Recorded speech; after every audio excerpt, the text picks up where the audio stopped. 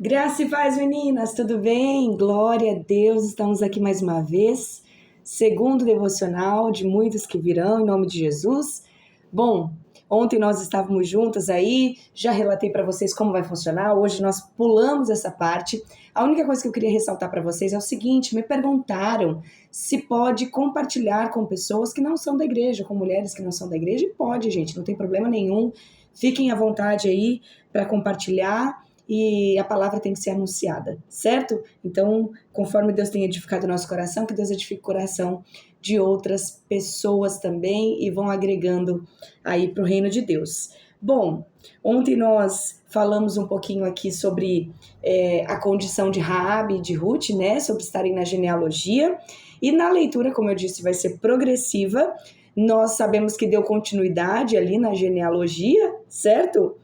De Jesus. Então hoje a gente vai começar a nossa leitura a partir do verso 17, aliás, 18, porque na verdade o 17 só está concluindo a genealogia, né? Dizendo aí das gerações que são entre Abraão e Davi, 14 gerações, entre Davi e até a deportação do povo para a Babilônia, mais 14 gerações da deportação, até a chegada de Cristo, mais 14 gerações. Concluiu a genealogia, inicia aí o verso 18 e vamos lá. Mateus 1, 18. Ora, o nascimento de Jesus Cristo se deu do seguinte modo: estando Maria, sua mãe, desposada com José, antes de se ajuntarem, ela foi encontrada grávida do Espírito Santo. Então José, seu marido, sendo um homem justo, não querendo fazer dela um exemplo público, estava disposto a deixá-la em secreto.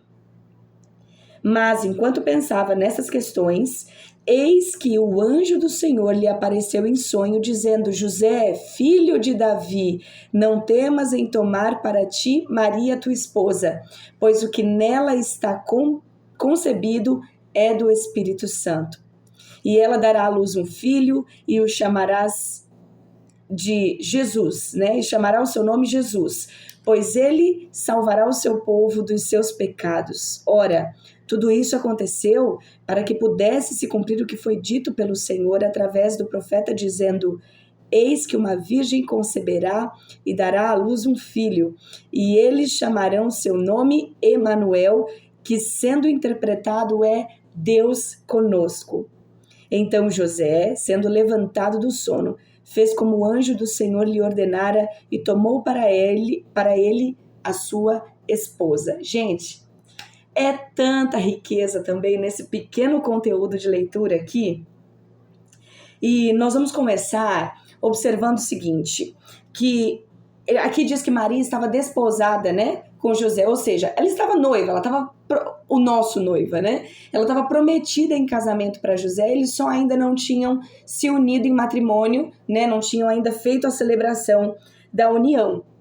E aí vem a notícia para José: Maria está grávida.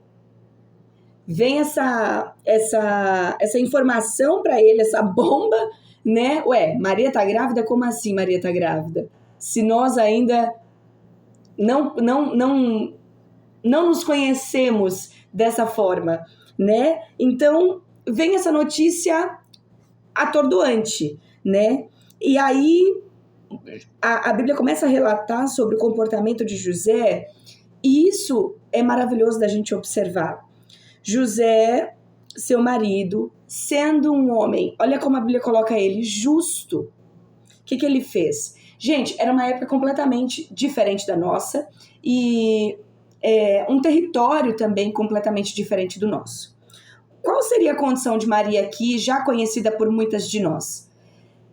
Qualquer mulher, sendo já unida em matrimônio ou sendo prometida em casamento, ou qualquer mulher que não sendo casada, não estando unida ao seu marido, viesse a ter um filho, qual era o sinônimo disso? Qual era, né, o comunicado? Ela está ali se envolvendo com outra pessoa de forma displicente, né? De forma, enfim, o que não poderia, o que seria proibido, de forma desonrosa. Qual seria o comportamento social? Ela seria apedrejada. seria assunto de ela ser apedrejada. Por quê? Porque seria uma violação da união que ela já tinha com José. Mas José, sendo um homem justo, o que ele não quis para Maria? Imagina a masculinidade dele ferida, ainda mais num contexto tão rigoroso como esse, popular. Imagina o orgulho ferido de José quando ele vem a entender que Maria estava grávida e não era grávida dele. Porque até aqui, José ainda não tinha informação de que era do Espírito Santo, certo? Ele tinha a informação apenas que ela estava grávida. Então foi aquele susto, só que a Bíblia relata que mesmo diante de um orgulho ferido, no sentido da masculinidade dele, todo esse turbilhão de sentimentos, em nenhum momento a Bíblia relata que ele quis atacar Maria. Pelo contrário, ele não quis fazer valer o seu direito como homem e da cultura da época e do local. Ele simplesmente ia agir de generosidade com ela e ia deixá-la em secreto. Ou seja, Maria ia ficar, obviamente, né, em algum momento viria ali a informação a público, mas ele não seria ele que traria isso, não seria ele que faria algo acontecer com Maria. Pelo contrário, ele quis poupar. Só que aí nós vemos que a Bíblia fala assim, lá no verso 20, mas enquanto pensava nestas coisas, ou seja, pensar, é da nossa capacidade humana, a gente considerar os acontecimentos e como nós responderemos ao que nos acontece, né? Então, capacidade é uma função humana. Ou seja, aqui não tinha nada a ver com a vida espiritual de José, aqui não tinha nada a ver com, eu sinto no meu coração que ela desonrou a Deus, então, enfim, sabe? Aquela história meio que você percebe pelo seu senso espiritual que o outro não está compatível, não tinha nada a ver com isso, tinha a ver com a condição humana dele, se sentindo, enfim, como que eu posso dizer, desrespeitado, vamos dizer assim, né? Ou dispensado, não sei. Enfim, ele se sentindo não participante daquela condição de Maria enquanto família, porque a gente estava falando de um filho. Ele não se sentiu participante enquanto família, então ele decidiu deixá-la. Enquanto ele pensava sobre deixar Maria, o que aconteceu? O anjo do Senhor veio até José, em sonho. E ele começou a explicar para José, José, não tema receber Maria como sua esposa, porque o que está nela é do Espírito. O que nós precisamos compreender aqui também? O fato dessa relação entre o anjo e José, essa conversa, ele diz o seguinte, José. E outra, interessante, né? José, filho de Davi. Lembra que na devocional de ontem a gente fez menção sobre quando fala Jesus, filho de Davi, eu expliquei que Jesus não era filho, mas era da linhagem? A mesma coisa de José. José estava dentro, sim, do plano de Deus para Jesus. Embora participando da profecia que havia sido deixada sobre a vinda do Messias, que ele viria de uma virgem, ou seja, não seria de concepção natural, não seria concebido naturalmente, mesmo assim, ele viria da linhagem do rei Davi. Ele viria com uma linhagem real. Então, José era dessa linhagem. E aí o anjo diz, filho de Davi, José, filho de Davi, não tema receber Maria como sua esposa, porque o que está nela vem do Espírito de Deus. Ou seja, Maria não errou, Maria não fez nada além de ser agraciada por Deus. Ou seja, claro que em outro momento a gente também entra nesse assunto, porque esse não é o foco desse momento. Mas imagine as qualidades de Maria, né? Imagine, nós não podemos olhar para Maria, gente, como se ela fosse realmente qualquer mulher da época. Não, ela foi agraciada por Deus mesmo por receber o Cristo e viria de uma virgem, poderia ser qualquer virgem da época, mas provavelmente, assim como no coração de José, quando a gente começa a analisar as atitudes que José tomou aqui, primeiro a Bíblia justificando ele, dizendo que ele era um homem justo e mostrando, inclusive, por que ele era um homem justo, qual atitude ele teria, ele usaria do direito dele, imagina, ele pouparia Maria, então ele era um homem bondoso, generoso, certo? Então as qualidades de José não eram aleatórias para Deus escolher aquele casal para trazer o filho dele, certo? Então, aí eu imagino, voltando para o nosso raciocínio, eu imagino o coração de Maria. Como será? Tem um livro do Augusto Cury, eu acho que é o homem mais inteligente da história. É isso mesmo. O homem mais... Gente, ele é extraordinário. É muito legal porque ele faz uma análise de Cristo, né? Enquanto, enfim, toda a capacidade psicológica de Jesus como homem, né? E ele também aborda sobre Maria, ele aborda sobre a família, o contexto familiar de Jesus. E o que ele traz ali, traços, né? O Augusto Cury é o psiquiatra. E o que ele traz de traços aí... neurais mesmo, né, psicológicos mesmo, e de comportamento de Maria é extraordinário, vale muito a pena ler, fica aí a dica para você. É uma boa leitura.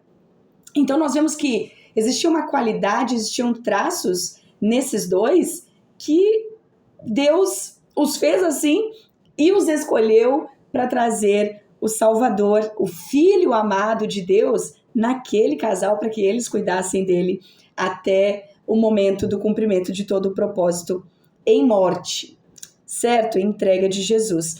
Então a gente vê que a relação de José era de temor ao Senhor. Existem características, gente. Quando a gente fala que a gente é cristã, ou que nós somos tementes a Deus, poxa, o temor do Senhor é o princípio da sabedoria. Não tem como eu dizer que eu temo ao Senhor e eu me comportar como qualquer outra pessoa que nunca nem ouviu falar de Deus, ou que não tem os princípios e valores que nós temos enquanto cristãos, que nós somos ensinados dia a dia pela palavra de Deus. Então você vê que existia temor, você já vê pelo comportamento dele e você vê pela relação quando o anjo chega, o anjo não está contando nenhuma novidade para ele quando menciona que é do Espírito Santo. O anjo está a única novidade que o anjo está contando para ele é que a gravidez de Maria vinha diretamente de Deus. Mas não é novidade para ele falar do Espírito Santo para José, não é novidade. Então a gente vê que existia esse temor, não tema, ou seja, fique tranquilo porque está vindo de Deus. Então é alguém que já se relaciona com Deus, que ouviria isso e diria, tá vindo de Deus? Ufa, então tá bom, então eu não vou temer, entende? Então a gente percebe que José é justo, José é temente a Deus, ouve a voz de Deus. Por quê? Porque quando continua o versículo, ele vai explicando, vai falando do nome de Jesus, e aí no verso 24, termina esse relato dizendo o seguinte, então José, sendo levantado do sono, fez como o anjo do Senhor lhe ordenara e tomou para ele sua esposa. Certo? E aí conclui só dizendo o seguinte, que é importante a gente entender, ele não a conheceu, ou seja, ele não se relacionou intimamente, fisicamente, né, com ela até o nascimento de Cristo, certo? Então, gente, é outra coisa importante que a gente observa nesse homem, né? O que ele fez?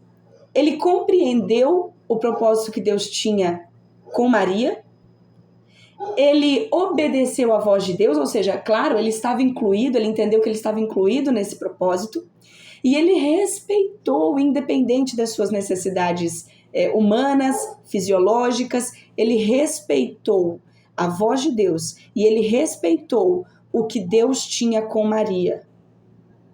Isso é tão importante, e agora eu quero chamar a sua atenção, menina ou mulher, que não está namorando, sabe? Mas eu quero chamar a sua atenção também que está namorando.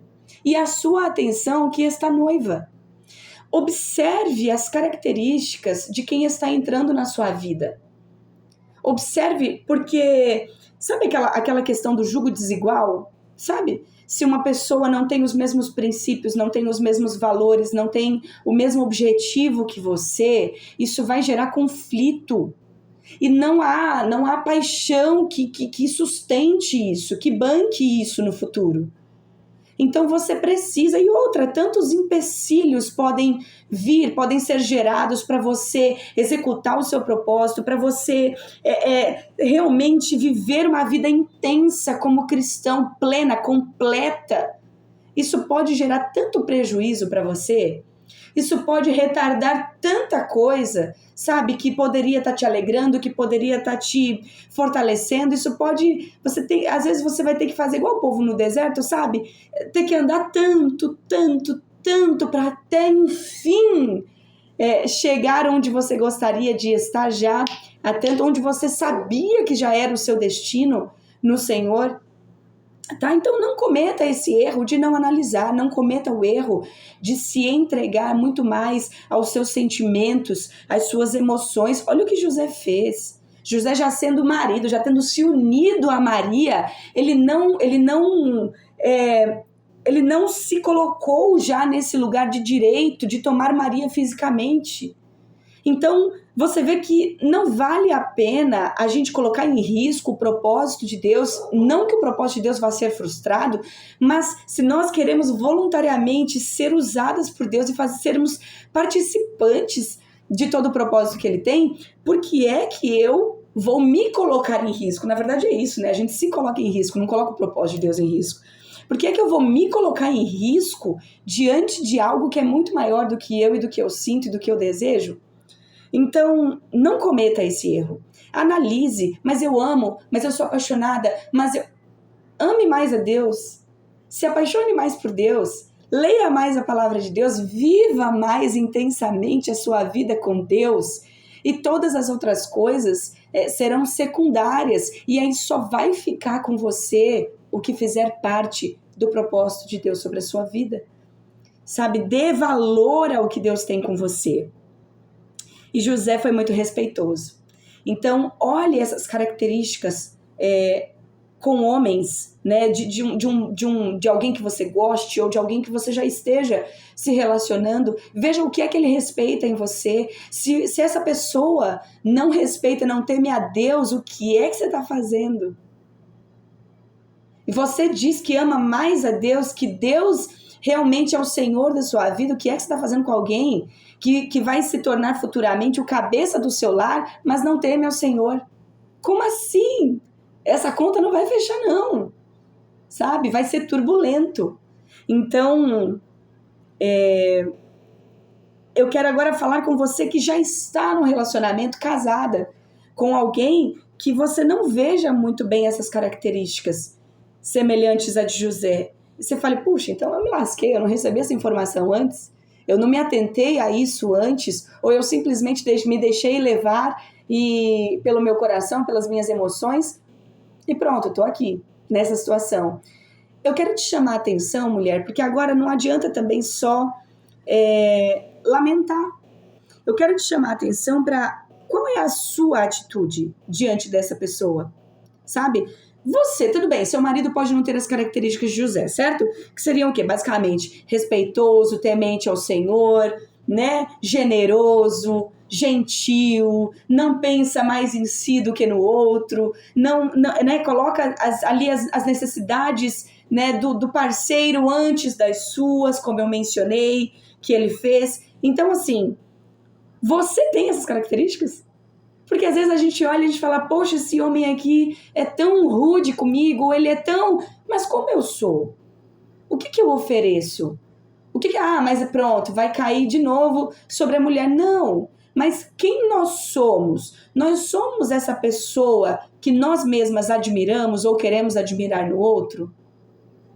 Nós nos comportamos, mas é o meu temperamento, mas eu já sou assim, é tão difícil. É difícil, gente, é difícil para todo mundo e a gente entende isso.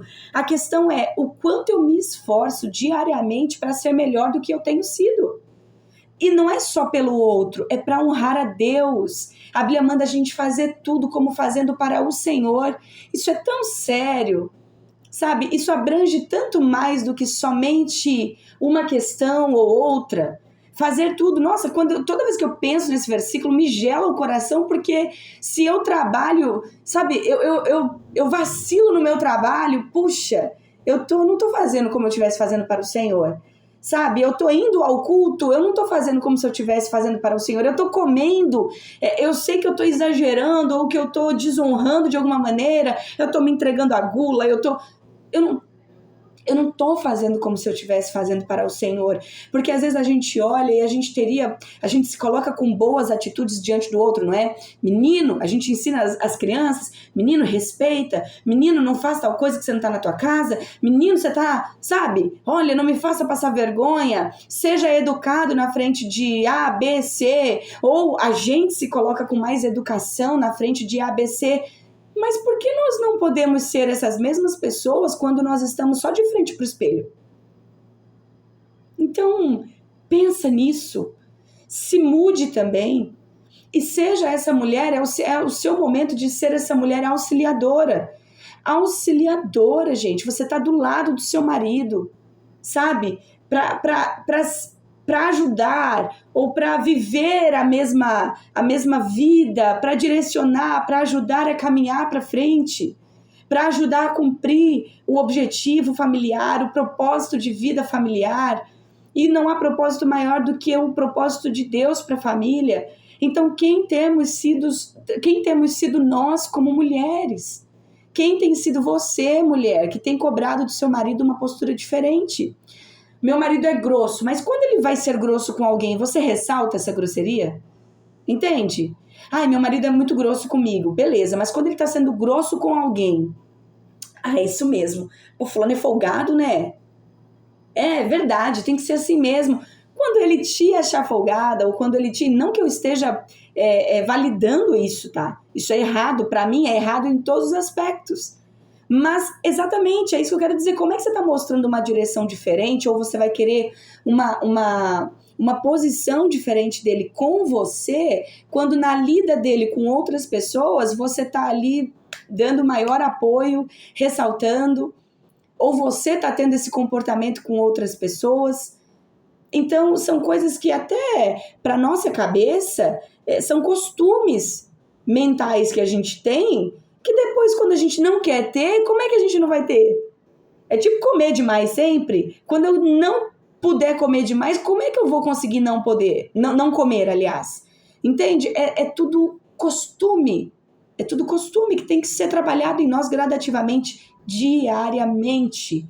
Então, você que não tem um relacionamento já de casamento, já de união, que nada pode desfazer...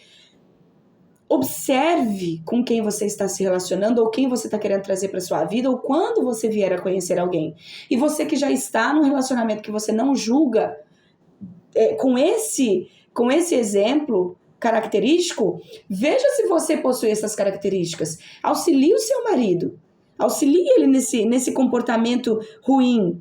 Motive, convoque ele a ter ações de justiça, mostre aqui, sabe, leve-o para a igreja para ouvir a palavra de Deus, leia a palavra de Deus com ele dentro de casa, tudo que você for recebendo de palavra de Deus, comunique com ele e deixe que ele também veja essa transformação em você e possa se sentir incentivado e convocado a esse comportamento bíblico, característico de quem é homem e mulher de Deus. Amém? Que Deus te abençoe em nome de Jesus e que você seja mais uma vez encorajada, impulsionada a viver segundo essas características tão amáveis, sabe? E eu quero terminar citando Colossenses 4:6 para você, que está assim: a vossa palavra seja agradável, temperada com sal, para saber como vos convém que responda a cada um.